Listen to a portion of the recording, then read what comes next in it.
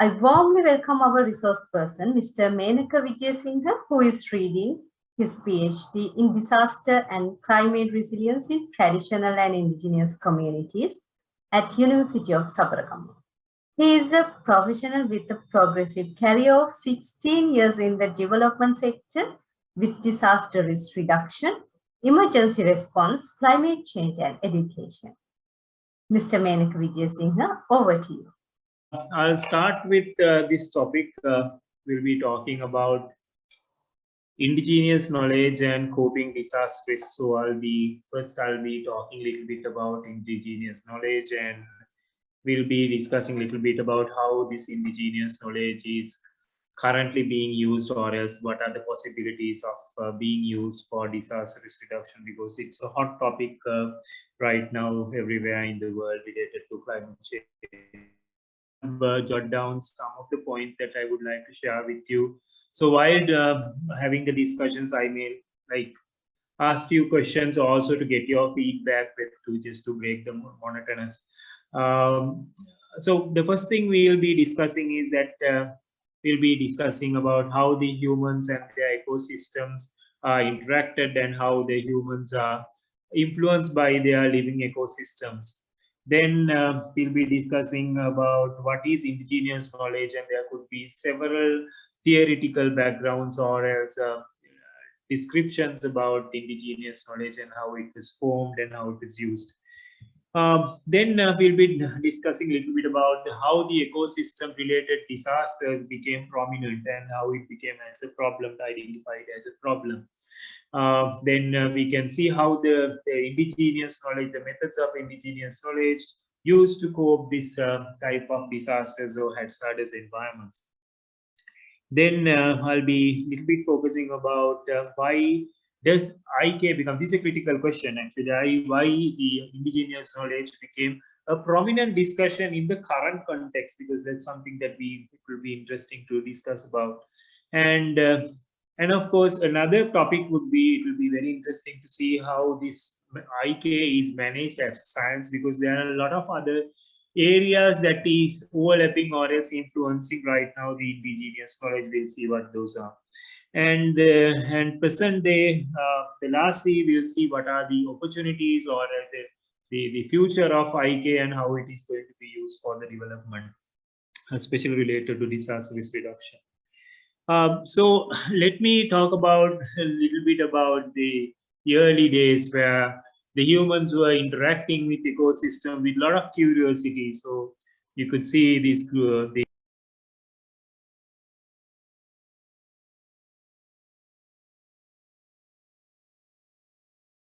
about how people were so curious about the environments they were living. Hope you heard that part. So with all the pressures that they were facing at that time, then gradually they developed certain adaptive methods, and those were the beginning of sciences, the environmental sciences, and that actually accumulated the indigenous knowledge about with different communities living everywhere, almost everywhere in the world.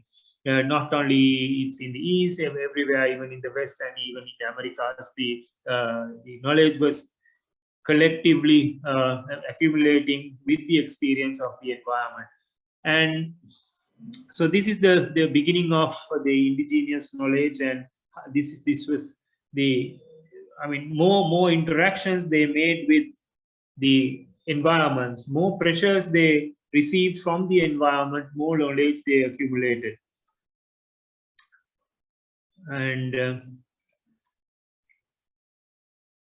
yeah,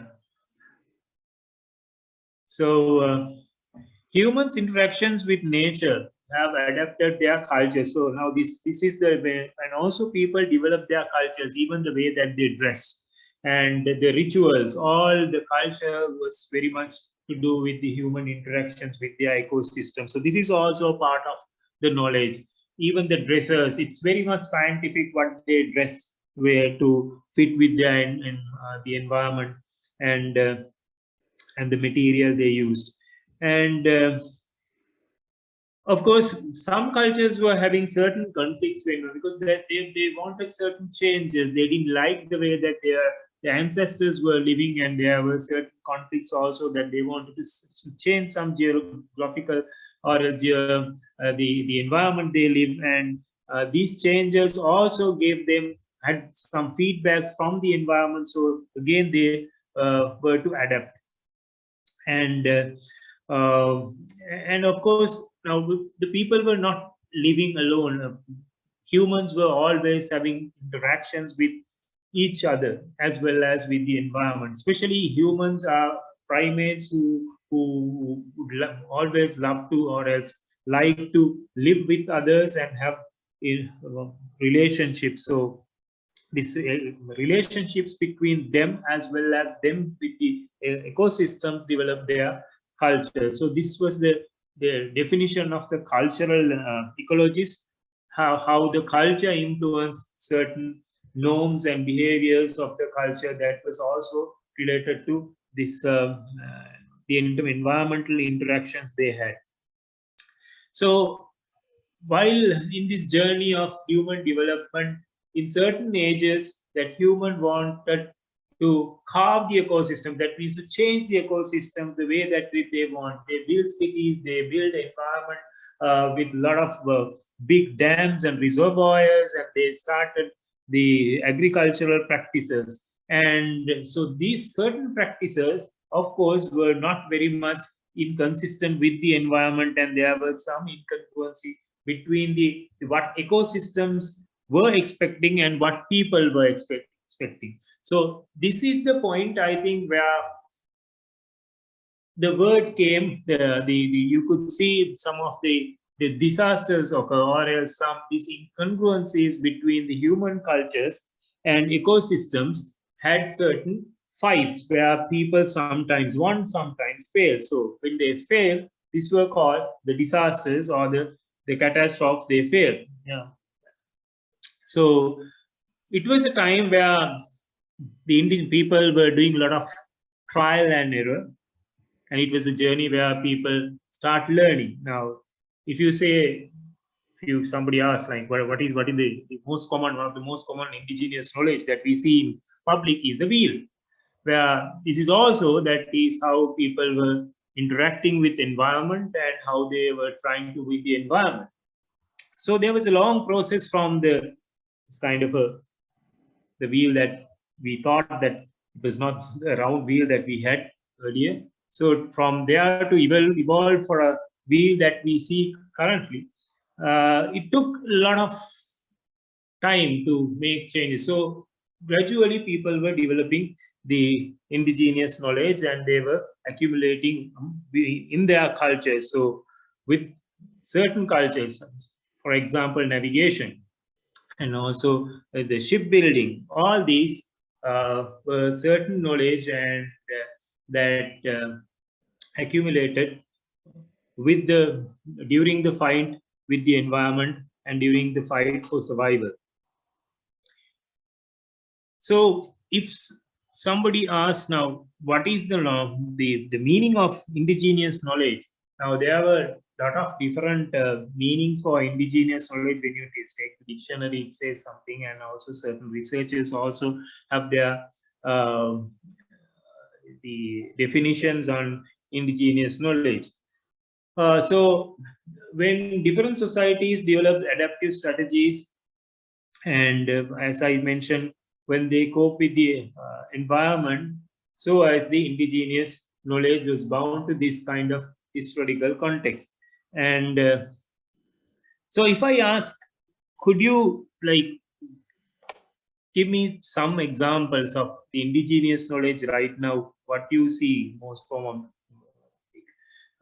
common indigenous knowledge, or the traditional knowledge, or whatever the historical knowledge that you see commonly among us?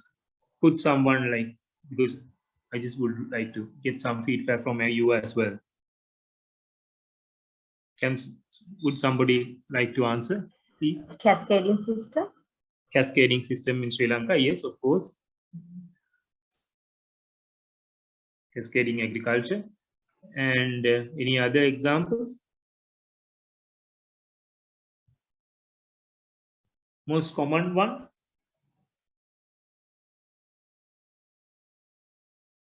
Would somebody like to give some examples? Hela Vedakama, sir. Yeah. Deshiya Vedakama, ne? Deshiya Vedakama.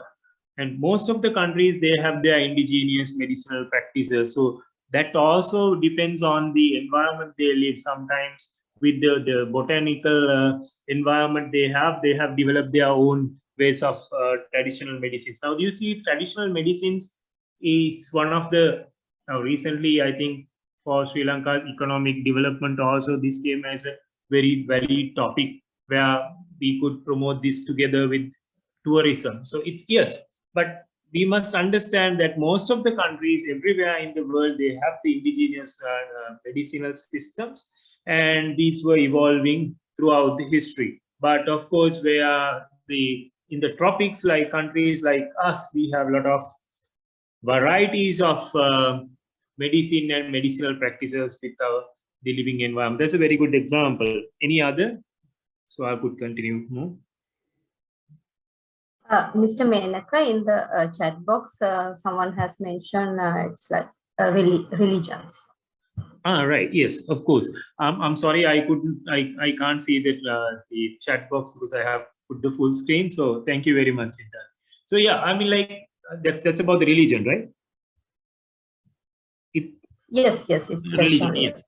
So yeah, of course, the religion, the religious practices, and what you see in all these religions and religious practices is, of course, the indigenous knowledge, the way that the people perceive the environment, they develop their own religion. So this is very important as a multicultural society to understand these differences between where people live in certain areas, have their own religions related to their environments, related to the knowledge and the experience they have. Of course, that's a very nice, a very good example, I think. So, and also we have to be mindful when you use these two words. Like now, when you say traditions and indigenous, sometimes this is interpreted in a different way. Like tradition is, of course, that even a family, you can have a tradition, and if the family is going to have these certain traditions from one generation to another, and again there could be a tradition in this family system. So it's a way of living. Then සිංහලෙන් කිව්වොත් එහෙම මේ මතකද ගන්න මේ මාතර හාමිනේ සහ කයිසාරුවත්තේ මුවන්දිරම්ගේ කතාවේ මේ ගම්පෙරළියේ there was a tradition of punchi walang වල. So that's a tradition. That's a tradition of people having their own ways of family culture passing from one generation to another. So, but when you and also it won't be formally given to the next society. It would be a story told from a grandmother to a child. Likewise, it's a very informal way of passing the knowledge from one generation to another. And also, I mean, and of course, there could be certain rituals and aesthetics. Of course, even the way that they paint their houses and certain customs that they do in practice in certain occasions could be Aurudha or something, some other religious times, and the beliefs about auspicious times. These are all could be certain traditions and a way that people have taken from one generation to another. And with all these passing this the one generation to another, the knowledge that they accumulate, because every generation, when they use these methods, they encounter certain challenges for these customs as well. So they adapt their customs. So likewise, the traditions cross from one generation to another. But when you say indigenous is not just the traditions, but the traditions that were there before a certain period of time. Now, as per this, certain, for as per the International Labour Organization, what they say is, when there is a tradition which was there before the occupation of a country, or else conquest of a country, pre-colonial information that they had, or pre-colonial knowledge they had, and the practices community is having, and when it was passed to one generation to another, this is recognized as indigenous. I mean, which is not been the knowledge, which is not been changed or destroyed by certain other people who are acquiring the lands or is conquering the lands. So that's another way of identifying the indigenous knowledge, little bit, especially I mean,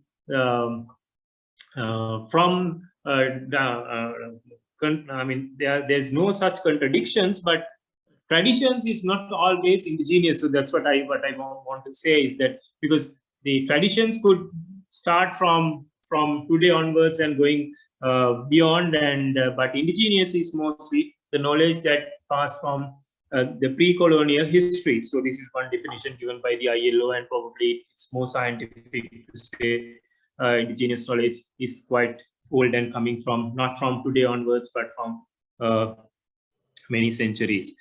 So then we could start to see how this indigenous knowledge could be used, or looking at the disasters, because I'll be talking a little bit about the disaster management aspects as well. So parking the indigenous knowledge in this slide, we'll talk a little bit about the disasters, and then we can combine indigenous knowledge as with disasters.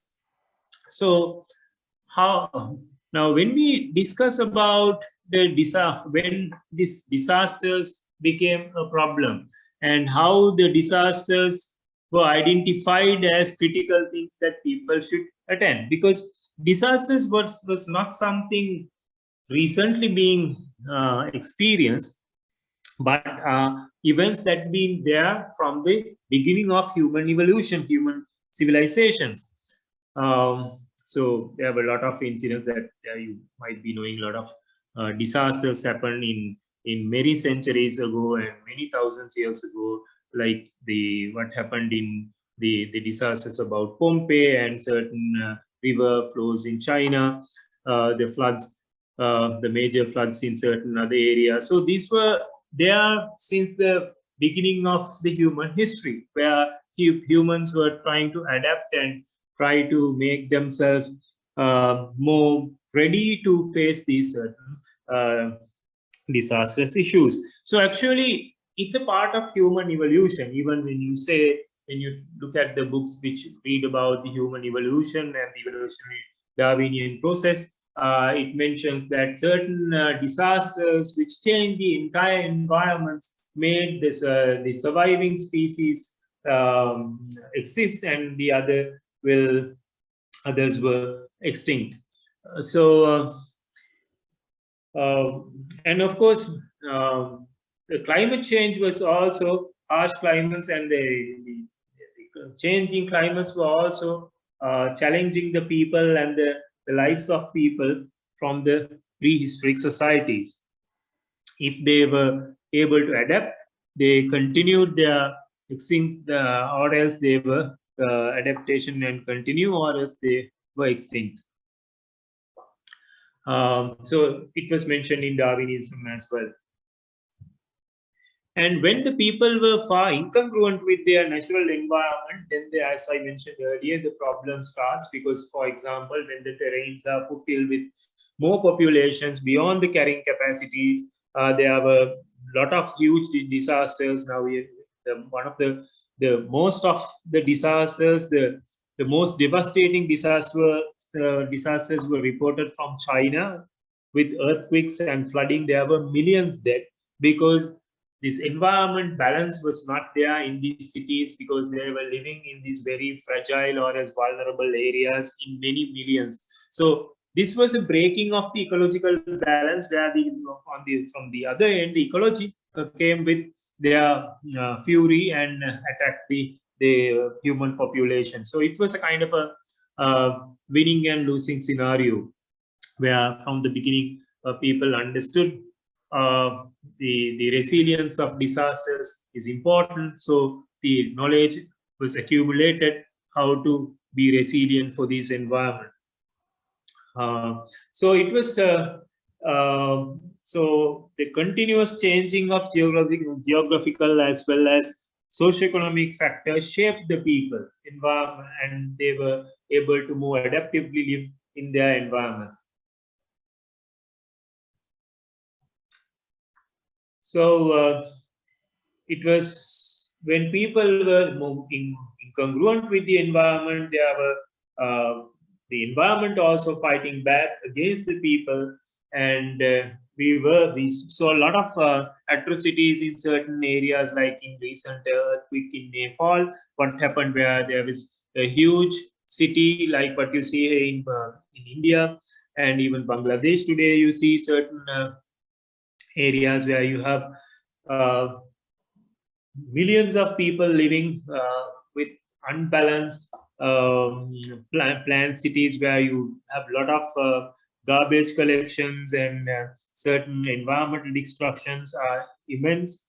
And so the environment is always, when the people are incongruent with the environment, the environment, or else the forces of environment also keep fighting back. So this was a kind of a process going on, and with these people develop their indigenous capacities to cope these situations. Okay, so when you look at what is a disaster, so I'm just parking those to the topic of indigenous knowledge and again coming back to the disasters.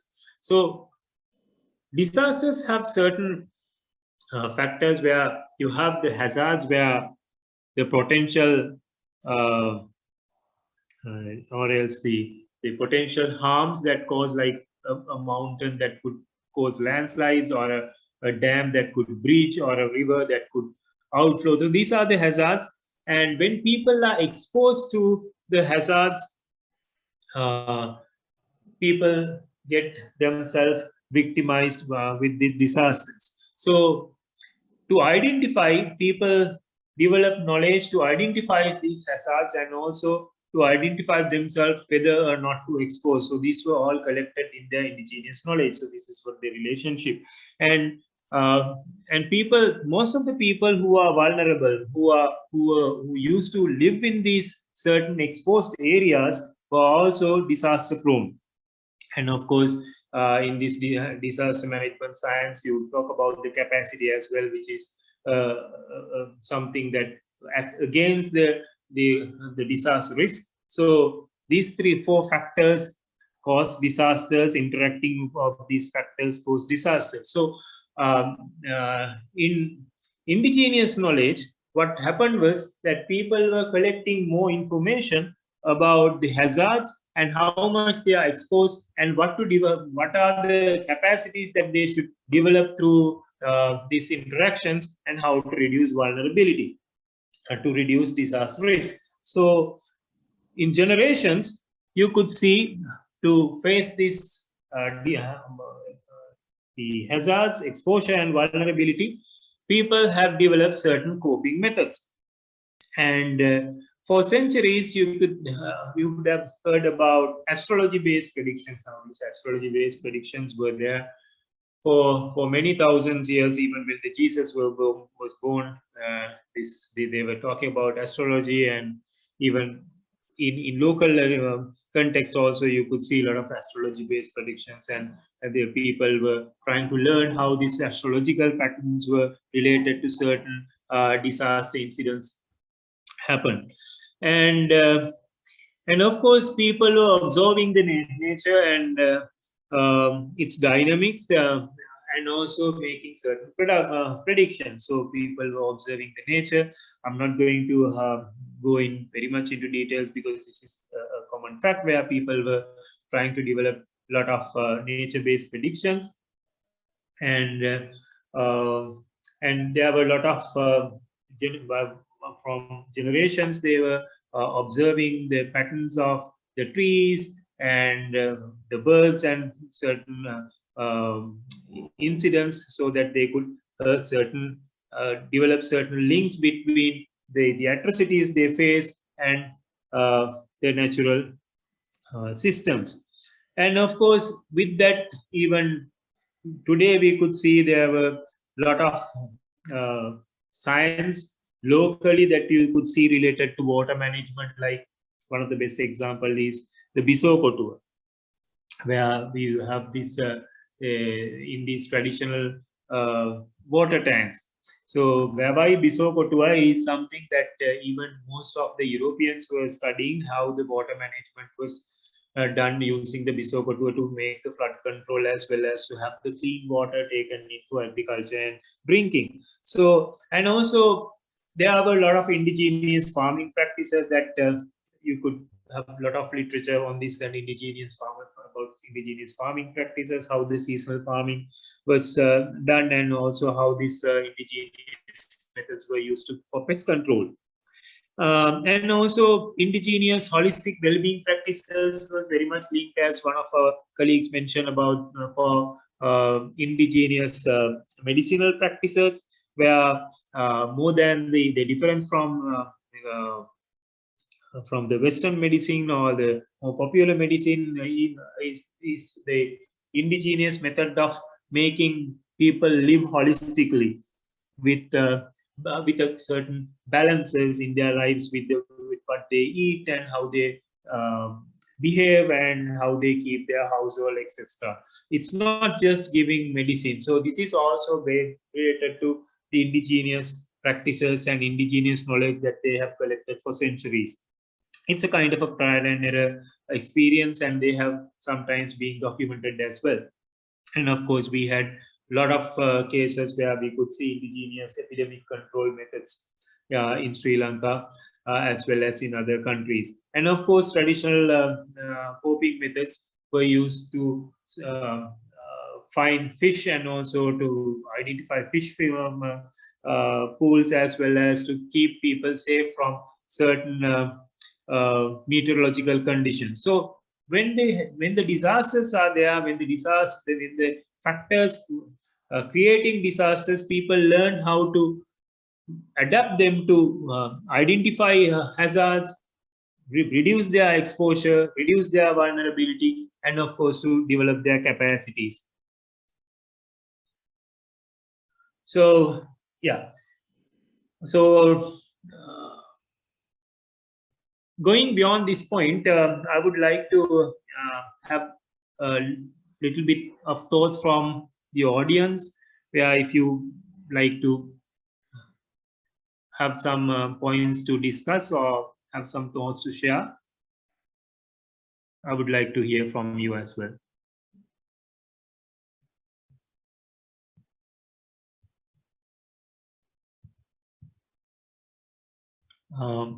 Anyone have any comments or any thoughts to share? Please go ahead.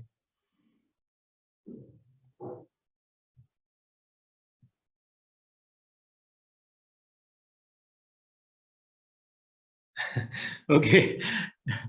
I wonder whether it's interesting or not. So that's fine. So going beyond this point, so the next point is that I would like to go for another interesting point where I will stop here from developing the indigenous knowledge and related to disaster risk.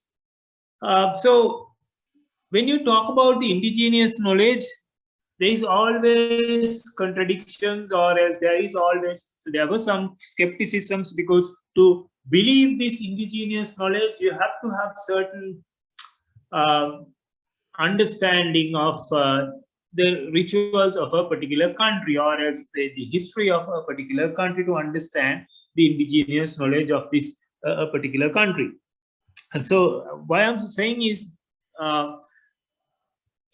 there should be a way of scientifically investigating this indigenous knowledge, because you cannot say because you have certain practices in certain countries, this is an indigenous knowledge and you could use it for development or predictions. So you have to be very careful in certain practices whether or not to take these as indigenous practices. Some people have their own beliefs. So this is also based on the perception of accumulating of knowledge.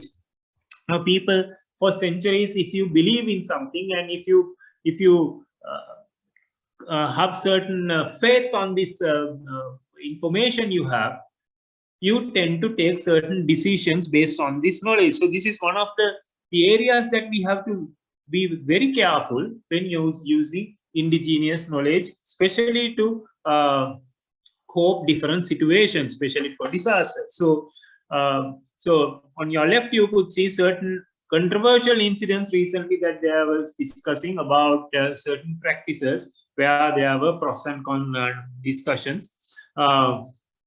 And of course, on your right, of course, you say, well, see what you need to believe as the indigenous knowledge and certain practices. But going beyond that, sometimes the occult sciences and mantra are certain areas that you could have certain contradictions with indigenous knowledge. So I really like to ask from the audience, what do you think about this, or else how do you perceive this scenario of having the studying the indigenous knowledge with a scientific base?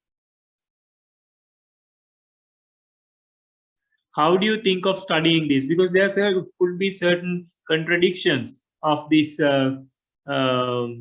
indigenous knowledge related to certain practices, and some might say who really believe in this Western sciences, who will of course challenge the indigenous knowledge, saying that this is not that scientific. So how do you see this?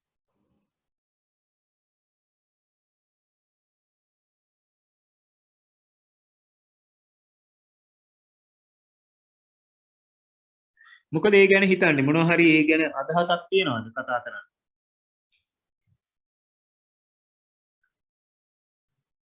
indigenous practices ගැන කතා කරනකොට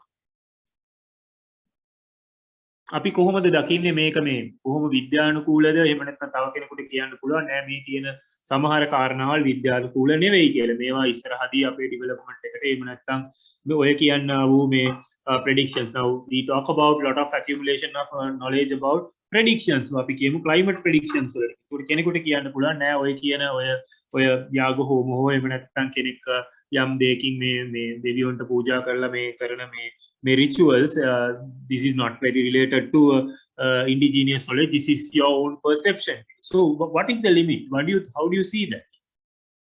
කොහොමද ඔයගොල්ලෝ ඒක හිතන්නේ? මම ආසයි කාගෙන් හරි පොඩ්ඩක් හිතන දෙයක් දැනගන්න. Can anyone? So I'm Captain Prasad Dithanage from Navy. Yes. I think this is still in the experiment level, so that we have to study a lot about these things in scientifical way.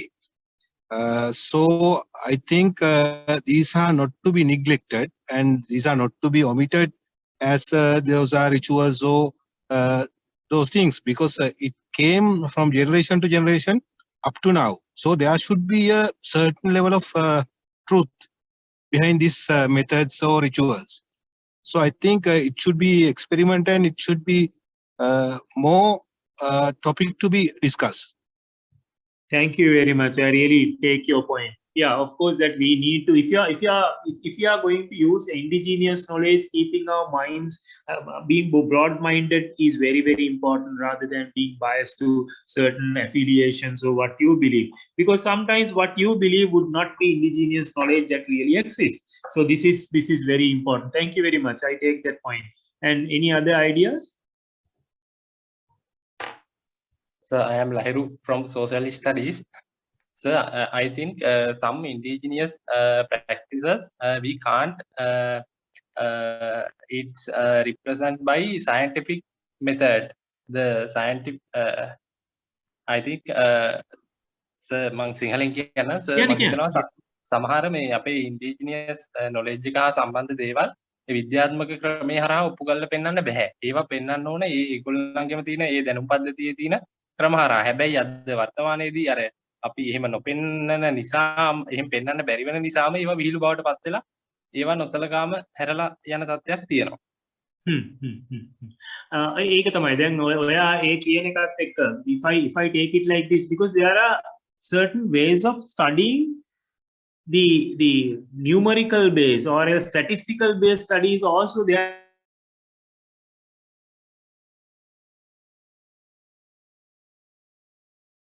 as well as qualitative studies are also there. So when you think of qualitatively prove certain things, but you can have certain proxy indicators. දැන් මේ වගේ දේවල් study කරනකොට මම හිතන්නේ indigenous knowledge අපි ඉස්සරහදී කොහොමද DRR වලදී සම්බන්ධ කරගන්න කියන අධ්‍යයනය ඉස්සරහදී කරන්න ගොඩක් වෙලාවට මේ qualitative studies සහ proxy indicators කියන වගේ දේවල් පාවිච්චි කරන්න පුළුවන් වෙයි. මොකද අර ඔයා කියන එකට මාත් එකයි සමහර වෙලාවට මේ numerically කොච්චරද කොපමණද කියලා සමහර වෙලාවල් වලදී පෙන්වන්න බැරි වෙන්න පුළුවන්. It can be related to the own experience and how the results were generated by doing certain practices. Of course, that's also, let's keep it in mind. That's a very good point. So thank you very much for your ideas, because this is something that I also thought of like discussing with you all, because this is very, very important, because this is very much important to discuss related to current scenarios, because during the past few years, because now I started this studying about indigenous knowledge about like 5 years ago. What I realized is during the past 2 or 3 years, this indigenous knowledge was very much, so soon after the COVID, was taken as a big topic, and sometimes because of certain practices there were for and against discussions about certain indigenous knowledge. So as students or the people who are interested in using this indigenous knowledge, that we can have very much broad-minded type understanding about indigenous knowledge. Before studying a certain practice, let us see the history and let us see the background of certain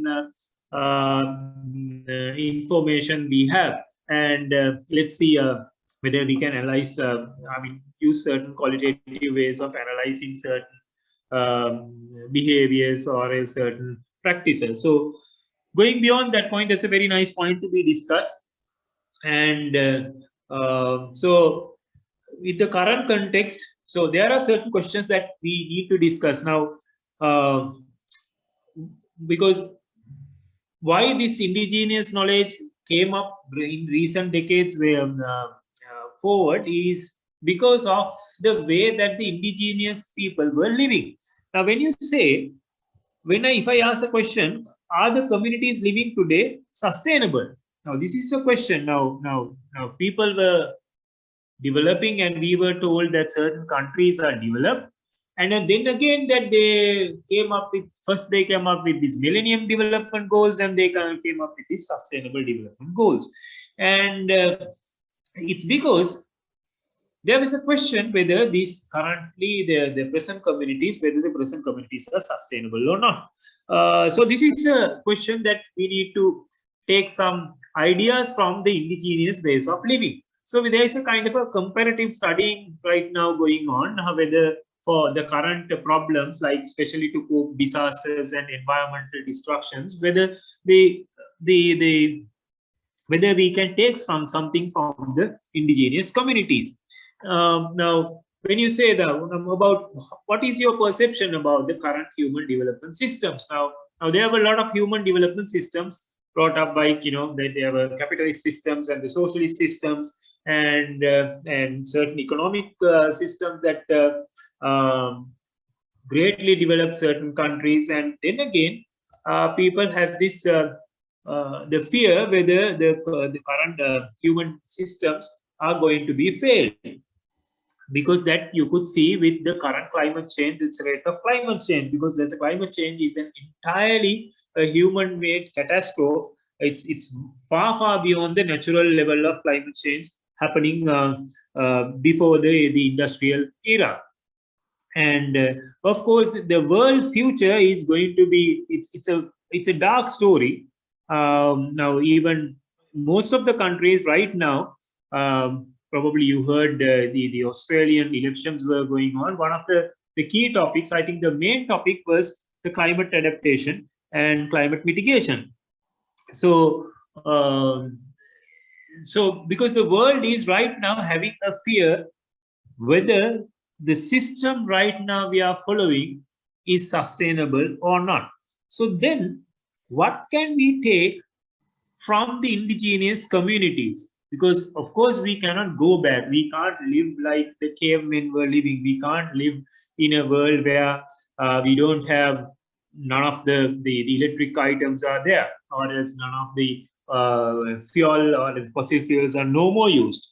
We cannot think of that extreme, but of course there could be a mix where we can take certain points where indigenous communities are living and whether they could give us some hints of sustainable living. What is your thought about this discussion? Can we take certain things to carry forward and make the present human development more sustainable with indigenous knowledge? And what about the today's human development systems? What do you think? Because why I ask is now this is why the indigenous knowledge comes very important, because indigenous people were very much congruent with the environment. They were very much living with harmony with the environment, and they had certain practices which we did not have. I mean, in the capitalist, especially the capitalist world, did not have. I did not expect, because they were accumulating certain things, they were using the resources to maximum, and now there were certain repercussions. So again, people are thinking of this sustainable living. So this is a question for the future of the world, how the indigenous knowledge would help to change or rethink about the economic and human development system. So that is why I think this knowledge discussion about indigenous knowledge came forward. And if you think of the present day use of and the future use of indigenous knowledge, there is a question of with this current systems of current changes in socio-economic systems and the climate change, whether this indigenous knowledge is still valid. So this is something that we would like to study further. Now, we could see certain communities, they have both, like in far rural farming communities today in Sri Lanka, they have traditional knowledge, plus they have the other technological ways of farming, and because they first do the rituals and they use the tractors and the technologies and all the pesticides and stuff. So what is the limit and what is the mix? Would the people like to have fully organic or else fully traditional driven agriculture or else traditional practices, or else would what is the, I mean, there should be a line where we could see a kind of a mix, because it's hard to see whether we could completely depend on traditional knowledge or else and also we cannot say the present systems are very much sustainable either. So it's a question which I also don't have a direct answer, whether this present day whether the traditional knowledge is fully valid or not. And this is one area that I would like even some of you all to study, go to the communities and ask how this traditional knowledge is being validated within the present community, especially within the youth farming community, and why, whether they could rely on them or whether they cannot.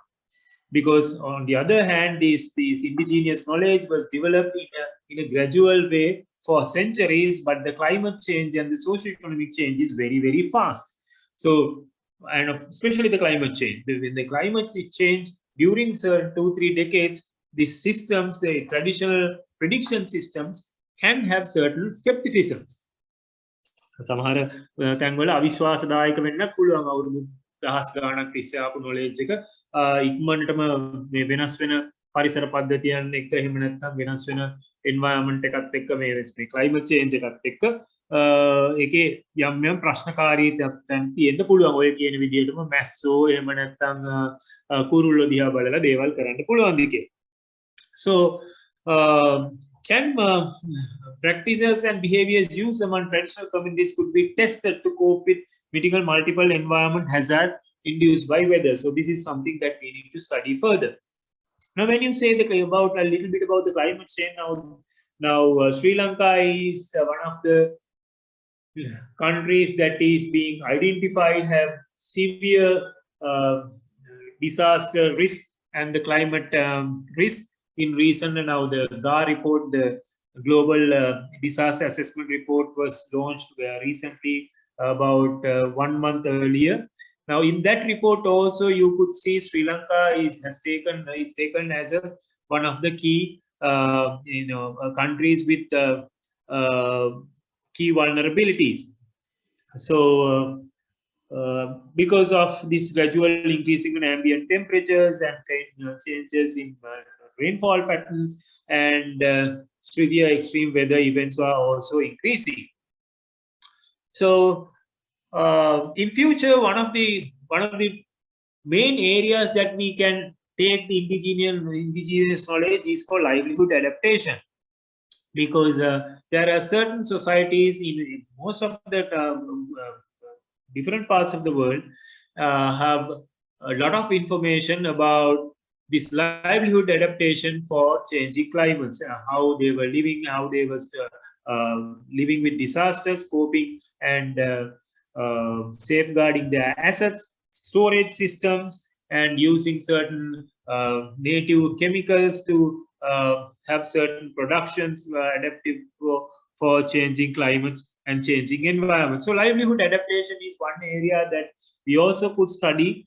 We also could study a lot about livelihood adaptation, how people can change or else use these prediction systems or else safeguarding systems, learn from other parts of the world as well.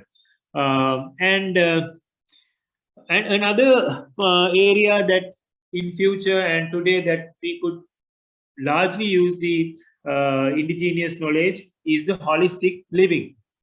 It's about the traditional medicine, of course, and because indigenous knowledge is always about connecting people with animals, plants, and the environment together as a one unit, or else a sustainable unit. So now people have developing a lot of interest, and there are a lot of research being done, and there are even certain productions are being done about this holistic approach of sustainable living. Now you said, when you take this big business of spa salon, this is the concept that they are marketing of this holistic approach way of living.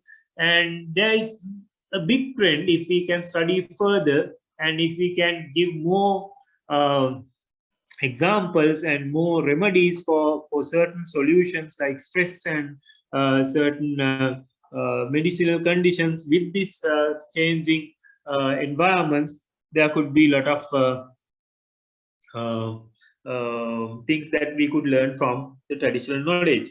And of course, there could be mixed methods that we could use traditional agriculture with the modern agricultural systems that we discussed earlier, because traditional systems like chain cultivation and kakulama and betma systems are no more practiced, I mean, rarely practiced.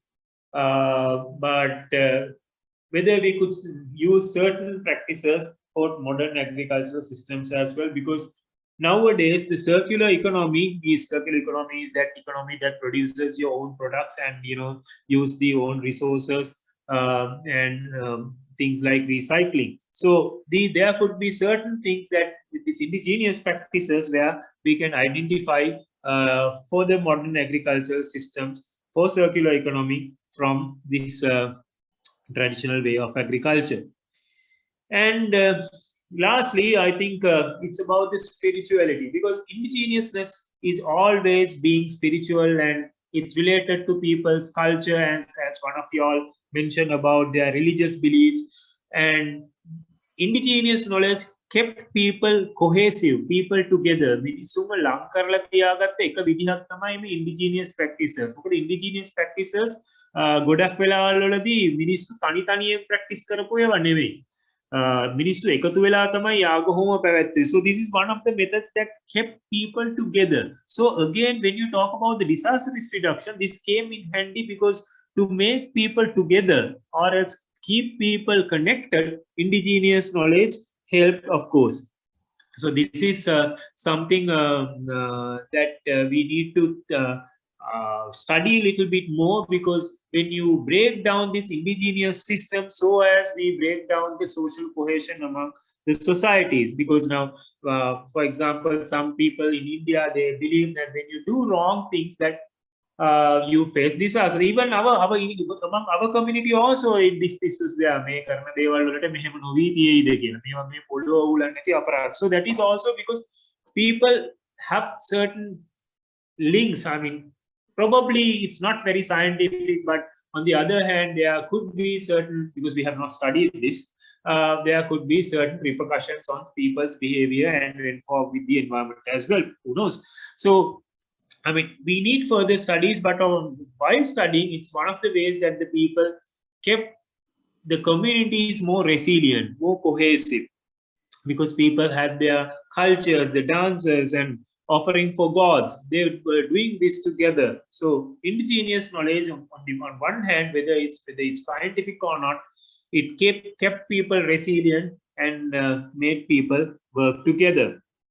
And so I think this was the last point that I use. Is the last point to observe more or study more about the validation, or else how much the indigenous knowledge is varied with the current context, whether we could continue, whether we can study more through our academic studies about the validity of the current the indigenous practices, and whether we could use this for present day problems or challenges. So I think this is the area that I was planning to discuss with you all, and of course it's open for you to have certain discussions, and we can a little bit discuss more about the indigenous knowledge probably from myself as well as from the audience. We can have a good discussion. Yes, Chintani. Yes, Mr. Menake, this is very interesting topic. And dear participants, if you have any questions or anything to be clarified, this is the time. Please take your time and ask if you have anything to be clarified. Mr. Menake is with us. Please go ahead. Thank you so much, and I think you can hear me. My name is Asita. Yes, and yes, I'm working on the field of community-based knowledge and environmental systems. And I found this session really interesting, and it was really fruitful. And thank you so much, Mr. Menake, for conducting this session. So I just have one question from you. So the recent work that have been conducted highlighted that the community-based knowledge, there's a decaying of knowledge in the local communities, where the village, even the communities in the village areas, they don't know about their local environment. They don't interact with their local environment. So when you are doing your studies about the indigenous knowledge, have you found the same thing? Or if you have found the same scenario, can you please explain what are the reasons for these decaying of knowledge? Yeah, I too agree. I think it's a valid point. I mean, you are on the spot. I also found same in my study. I did my study in Monaragala and certain areas in Badulla. I was using these questions, and also beyond my study, I took this for some of my program areas also in Trinco North. So I was just asking the questions even during the informal chats. Why didn't the youth or else the future generations are not that or interested, or else don't see much value in this indigenous knowledge? Well, there I found certain things which is interesting, because I mean, the people who are having this hereditary knowledge were the people who actually diminished the value of their practices. Why is, now there are certain Vedahamines. I found certain people who were having this name. ලංකාවේ පාරම්පරික වෙදකම් ගැන කැඩුම් බිදුම් වෙදකම් ගැන එහෙම ඒගොල්ලන්ට කිසිම උවමනාවක් තිබිලා නැහැ ඒගොල්ලෝගේ දරුවන්ට මේකෙන් වැඩක් වෙයි කියලා උගන්වන්න. Now I found one lady who was having 9 children. None of them were them wanted to know, or else she didn't force them to learn, or else allow them to learn the traditional the practices that she used to මන්තර කරලා එහෙම මේ හන්දි යා කරන ඒ වගේ දේවල් ඒගොල්ලන්ට තිබිලා තියෙනවා practices. She was not very keen to make her children, because at that time during I think late 60s or else in 50s, the value was more towards the things more luxurious, or else more tangible things. So these kinds of so this one point that I found is that the one generations, the people who were living in this particular generation, I mean during the baby boom, of course, that's during 50s and 60s, did not wanted their offsprings to learn much about their indigenous practices. This is one thing that I found. And the other thing is, of course, this the commercial values and the deteriorating of importance of because they couldn't sell this. And of course, nowadays people can sell this. Of course, there are a lot of demand, but at a time there was no way and there was no innovative methods to compete within the market environment. And at that time, probably the more Western medicine and probably certain other practices were very much highlighted, and the market value for certain indigenous knowledge was very, very low. So, answer your question by summarizing, yes, I too found the same situation, and certain these are very interesting 2 points that I wanted to mention. Thank you, Mr. Menake. It was really good.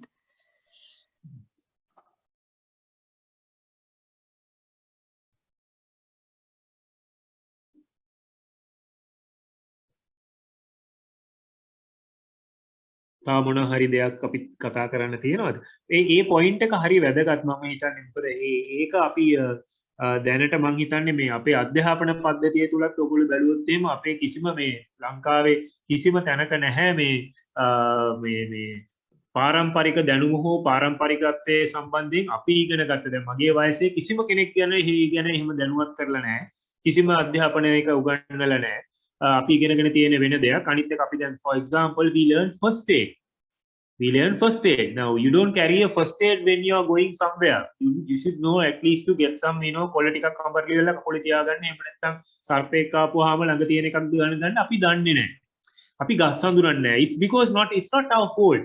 It's not your and me and my fault. It's because of education. We did not have a value for our indigenous practices, or getting ourselves known for, I mean, like learning about our environment, and especially gas kolan sattu gana api monawa igena ganna ape ehema syllabus එකක් අපිට තිබුණේ නැහැ. So this is one of the other reasons that I found out.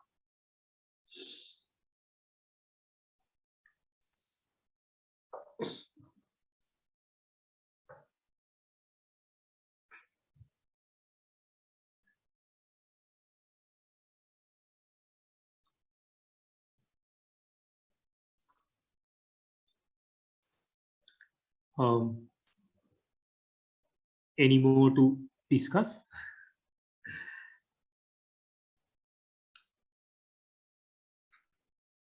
If not, Chintania, we can wind up. So to give a summary, of course, now I wanted to discuss about how this indigenous knowledge was formed, and how what are the skepticisms about the indigenous knowledge, and with the recent trends, of course, there were certain doubts about the indigenous knowledge and how it could be used or not to be used for future development.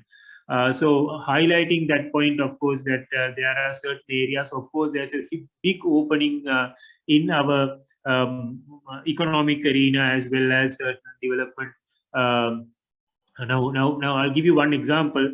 In Africa, it's in Zimbabwe.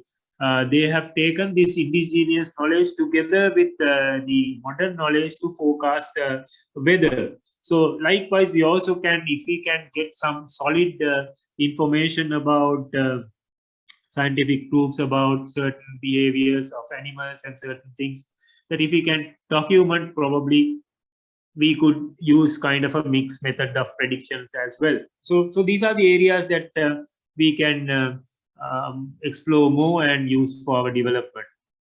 And I think we discussed most of the other points. So thank you very much, audience, and I hope that you collect. Mr. Menake, I would like to invite for the vote of thanks, Dean Dr. Kamalika Jayathilaka, Dean of the Faculty of Indigenous Social Sciences and Management Studies. Madam, over to you. Thank you, Chintani. Good evening, everyone. And I'm afraid I'm having a very poor Dr. connection. Kamalika, I think you can hear us. Yes, can you hear me, Chintani? Yes. Yes, I'm actually experiencing a very bad connection this evening. So I was actually in and out of the session. So I wish I could have participated more, but I was in and out, logging in and logging out because I couldn't hear and there were, disturbances. But anyway, I hope you all can hear me. Thank you very much, Mr. Wijesinghe, for joining us this evening to deliver this webinar on a very critical and timely area of discussion. And as always, I must emphasize, as I do in each and every webinar that we organize as a faculty, that we are not only a brand new university and faculty, but we also have a very unique focus on indigenous knowledge. So it is vital that outside the curricula, we invite resource persons like yourself to engage in fruitful discussions, to share and exchange knowledge, to broaden our understanding and be inspired for future more interesting research, not only the students, but also academics. So I would say this is one of many such very insightful presentations. Unfortunately, I was in and out and I couldn't participate 100%. I was getting only sections of it. But I hope the students enjoyed it. I hope the audience got something out of this. So thank you very much again for your time and efforts. And I do hope we can work very closely with you in the future as well in exploring and researching some of these very important topics. And finally, Chintani, thank you very much. The Department of Social Sciences, thank you very much for organizing yet another very interesting and very useful webinar in our faculty series.